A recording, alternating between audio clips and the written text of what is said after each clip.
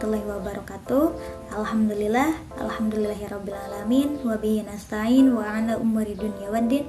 Wassalatu wassalamu ala asrofil anbiya wal mursalin wa ala alihi wa sahbihi ajmain amma ba'du. Baiklah, kami dari kelompok 9 ilmu tauhid akan mempresentasikan tentang aliran Khawarij dan Murji'ah. Adapun poin-poin yang akan kami bahas diantaranya yaitu dalam aliran Khawarij, poin-poin yang akan kami bahas yaitu pertama, sejarah aliran Khawarij, kedua, pengertian Khawarij, dan ketiga yakni ajaran Khawarij, dan yang terakhir yaitu ajaran-ajaran Khawarij. Dan poin pembahasan yang akan kami bahas dalam aliran Murji'ah ialah yang pertama, sejarah munculnya aliran Murji'ah, yang kedua, pengertian Murji'ah, yang ketiga, pokok ajaran Murji'ah, dan yang terakhir yakni sekte-sekte Murji'ah. Menurut pendapat Thaib Abdul Mu'in, golongan Khawarij muncul sesudah perang Siffin antara Ali dan Muawiyah. Perang berakhir dengan berhentinya sama lain dan pada akhirnya mengadakan negosiasi. Nah, Khawarij yang merupakan pengikut Ali melepaskan pegangannya dan menjadi lawan Ali dan Muawiyah. Di ajaran Khawarij ini muncullah banyak konfrontasi. Namun pada turunan utamanya masih ada persamaan yang telah ditetapi dalam dirinya. Di antara persamaan tersebut yakni bahwasannya Ali, Utsman, dan seluruh partisipan dalam perang tersebut juga mereka para aliran Khawarij sebagai penerima dan mengakui negosiasi Ali dan Muawiyah. Semuanya dilaksanakan dan dibuat oleh orang kafir.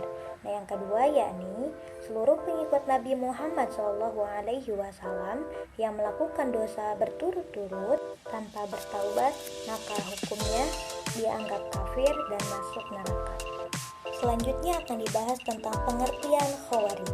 Nama Khawarij berasal dari kata kharaj atau kharaja yang artinya keluar. Nah, Khawarij itu sendiri bisa diartikan dengan al-muhasyirah, al-muharikah, dan haruriyah. Nama itu diberikan kepada mereka karena meninggalkan garis keturunan Ali. Adapun pendapat lain yang mengemukakan bahwasannya kaum Khawarij itu menyebut dirinya sendiri sebagai syuro atau menjual, yang artinya ialah golongan yang rela berkorban atau menjual dirinya sendiri untuk Sang Pencipta, ya Allah Subhanahu wa Ta'ala. Hal tersebut tercantum dalam Al-Quran Surah Al-Baqarah ayat 207. Khawarij juga bisa dinamakan dengan Al-Marikoh karena Khawarij itu sendiri sudah dianggap keluar dari agama. Asal katanya ialah Maroko yang memiliki arti anak panah yang keluar dari busurnya. Nah, lawan-lawan mereka lah yang memberi nama tersebut. Nama lain dari Khawarij yang terakhir yaitu Haruriyah. Haruriyah berasal dari kata Haruro. Haruro tersebut diambil dari nama salah satu desa yang letaknya dekat dengan kota Kufah, Irak. Apakah ajaran Khawarij? Pokok ajaran Khawarij di antaranya yang pertama, perekrutan khalifah akan divalidasi melalui musyawarah yang independen serta dilakukan secara adil dan menyeluruh. Yang kedua, seseorang dapat diangkat menjadi khalifah apabila memiliki kriteria yang sesuai dan dapat berasal dari golongan manapun. Yang ketiga, perekrutan khalifah dilaksanakan atas dasar masyarakat yang kurang mampu dalam hal penyelesaian masalah yang berlaku di dalam wilayah tersebut. Yang keempat, dalam ajaran ini, setiap manusia yang melakukan dosa dianggap sebagai kafir tanpa terkecuali. Yang kelima, seluruh masyarakat yang mengikuti perang Jamal dan eksekutor tahkim akan dieksekusi sebagai kafir.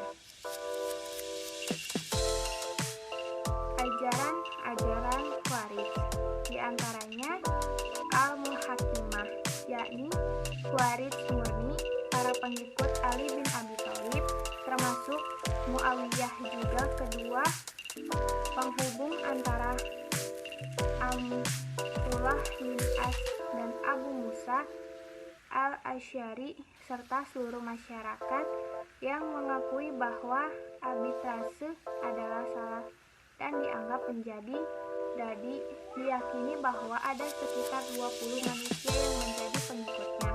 Menurut Al-Nazzah, pemeran utama dalam ajaran ini adalah Nazzah, Ibnu Amir Al-Hanafi, Yumamah, dan Abu Fudail. Selanjutnya, dasar-dasar ajaran berupa yang pertama, segala manusia yang melakukan dosa yang besar niscaya memperoleh sanksi, namun tidak di neraka, tetapi pastikan masuk ke dalam surga. Yang kedua, segala manusia diharuskan memahami segala tentang Allah dan Rasul serta segala firman Allah yang diturunkan melalui Rasul. Yang ketiga, ada pendapat dalam bidang politik bahwasanya imam dibutuhkan hanya sekedar untuk mengenai maslahat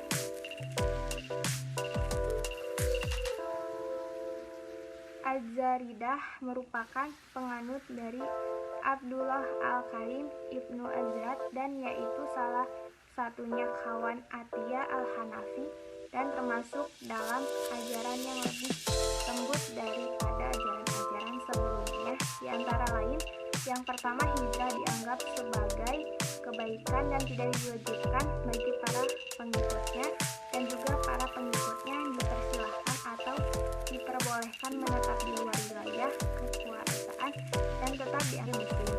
Yang kedua, menganggap bahwa surat Yusuf tidak termasuk dalam Al-Quran karena mereka memiliki keyakinan bahwa kitab suci tidak memuat kisah cinta di dalamnya. Sufriyah, pemeran utamanya adalah Zain Ibnu Al-Asfar. Ajaran ini nyaris serupa dengan ajaran Az-Zariqah dengan dasar ajarannya sebagai berikut. Yang pertama, masyarakat Sufriyah tak akan dianggap sebagai kafir apabila tidak berhijrah. Yang kedua, seluruh keturunan atau masih kecil dilarang untuk dibinasakan. Yang ketiga, dalam ajaran ini kafir tidak selalu dianggap murtad karena kafir di sini terbagi menjadi dua, yaitu kurf bin inkar al-nikmah atau ingkar terhadap nikmat, dan kurf di inkar rububiyah atau ingkar terhadap Tuhan. Selanjutnya, al-ibadiyah. Ajaran berikut ini termasuk dalam ajaran paling sederhana. Julukan ini didapat dari Abdullah Ibnu Ibad yang memisahkan diri dari kelompok Az-Zariqah. Berikut dasar dalam ajarannya. Pertama, Muslim yang memiliki sudut pandang atau pemikiran yang berbeda dianggap kafir. Namun hak-hak yang masih tetap berlaku dan diperbolehkan. Yang kedua, wilayah pemerintah yakni Dar al-Tauhid ditempati oleh masyarakat mengagungkan Tuhan. Dalam peperangan hanya diizinkan merenggut senjata dan kuda. Selanjutnya, Yazidiyah. Mulanya ajaran ini merupakan penganut ajaran ibadiyah, namun setelah itu mereka memiliki pendapat sendiri yang berupa bahwa akan ada sebuah kitab yang menggantikan Al-Quran, dan mereka meyakini bahwa utusan Allah tersebut merupakan orang dari luar Arab. Selanjutnya, Maimuniyah. Pemeran utamanya ialah Ma'mun al-Azradi, mempunyai sudut pandang mengenai hal pelunasan utang yang disambungan dengan tuntutan Allah. Bismillahirrahmanirrahim. Sini saya akan menyampaikan kelanjutan materi yang telah disampaikan tadi oleh Rifa Satin Puspita. Yang kedua ada aliran Murji'ah. Kemudian ada sejarah munculnya Murji'ah.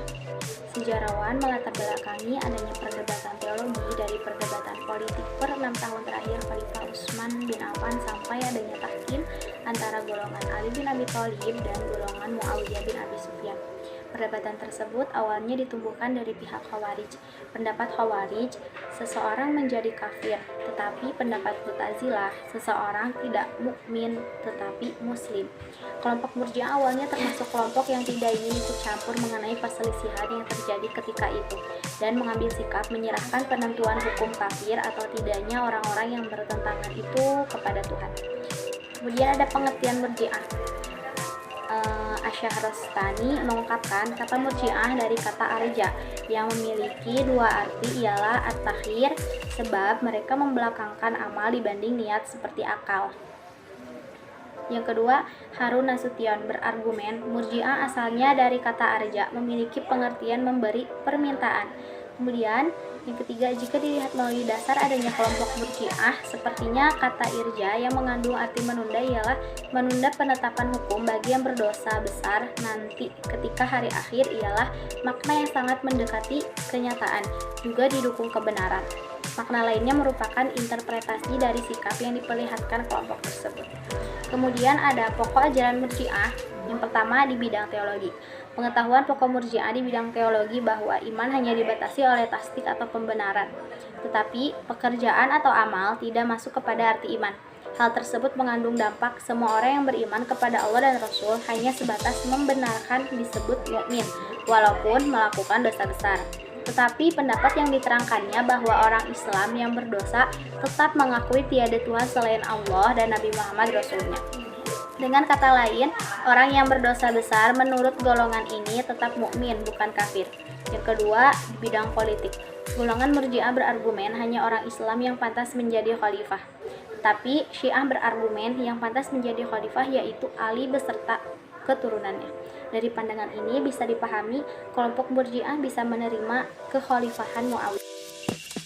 Selanjutnya ada sekte-sekte Murji'ah. Pendapat Nasution, ulama mengelompokkan pemeluk Murji'ah ke dalam dua kelompok, yaitu kelompok Murji'ah moderat dan kelompok Murji'ah ekstrim. Kelompok moderat berargumen, orang yang berdosa tidaklah kafir juga tidak kekal di neraka, melainkan disiksa di neraka berdasarkan besarnya dosa yang dikerjakannya. Ada kemungkinan Tuhan memaafkannya dan tidak masuk neraka selamanya. Sekte-sekte yang termasuk ke dalam Murji'ah ekstrim diantaranya yang pertama ada Jahmiyah. Tokohnya ialah Jahm bin Safwan. Ajaran pokoknya diantaranya orang Islam yang percaya Tuhan, kemudian mengutarakan kekufuran secara lisan bukanlah kafir, karena iman juga kufur adanya di hati, bukan di tubuh manusia. Orang itu tidak kafir meskipun menyembah patung, menyembah salib, mempercayai Trinitas kemudian mati. Menurut Allah, tetap orang mukmin yang sempurna imannya. Kemudian ada Yunusiyah. Tokohnya ialah Yunus bin Aun al-Namiri. Ajaran pokoknya yang pertama, iman adalah makrifat atau mengenal Allah. Patuh kepadanya, tidak sombong, kepadanya juga cinta kepadanya. Kedua, ketaatan tidaklah bagian iman dan mengabaikan ketaatan bukan merusak hakikat iman dan tidak mendapat sanksi jika benar beriman.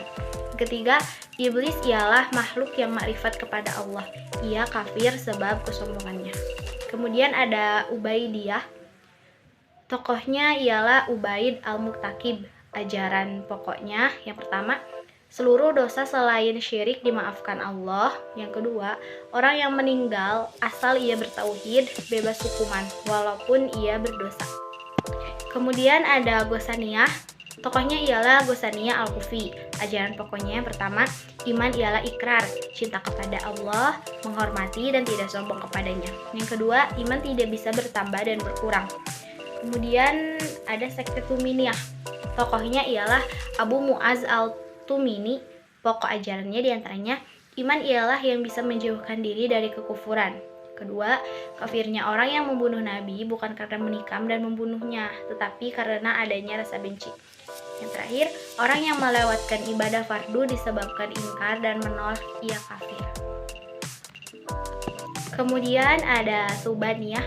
Tokohnya ialah Abu Suban. Ajaran pokoknya diantaranya yang pertama, iman ialah pengenalan dan persaksian adanya Allah serta Rasul Muhammad. Kedua, mengeluh sesuatu yang wajib dilaksanakan berdasarkan akal dan sesuatu yang dilarang dilaksanakan bukanlah iman. akal mengetahui kewajiban sebelum ada kewajiban syara. Terakhir ada sekte Marisiyah. Tokohnya ialah Bashar al-Marisi. Ajar tokohnya yang pertama, Al-Quran itu adalah makhluk. Kedua, iman ialah tasdik. Yang ketiga, iman ada di hati serta di lisan. Kemudian, orang yang sujud terhadap matahari bukanlah kafir, tetapi ciri kekufuran. Terakhir, tidak mungkin bagi Allah untuk mengekalkan masuknya orang mukmin durhaka ke neraka. Mungkin hanya itu saja yang bisa kelompok kami sampaikan. Kurangnya mohon dimaafkan. Semoga bermanfaat, khususnya untuk kelompok kami, umumnya untuk kalian semua. Ditutup oleh doa, Robbana atina fid dunya hasanah wa fil akhirati hasanah wa qina adzabannar. Wassalamualaikum warahmatullahi wabarakatuh.